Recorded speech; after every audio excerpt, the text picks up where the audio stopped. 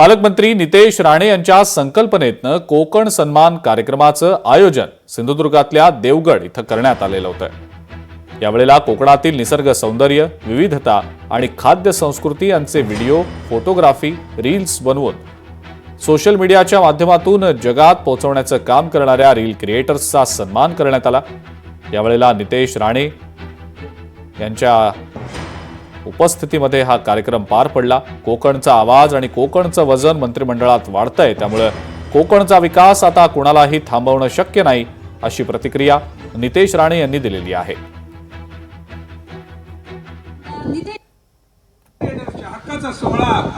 माननीय नामदार नितेशजी राणे साहेब प्रस्तुत कोकण सन्मान 2025।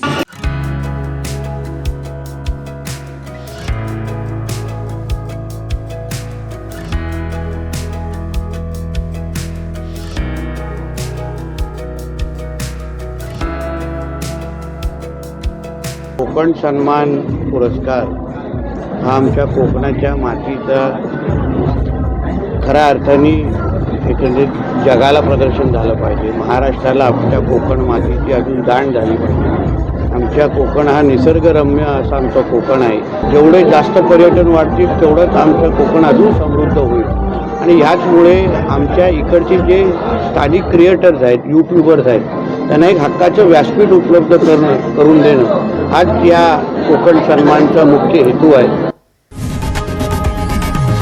लोकशाही मराठी ऐका, पहा, जागरूक रहा।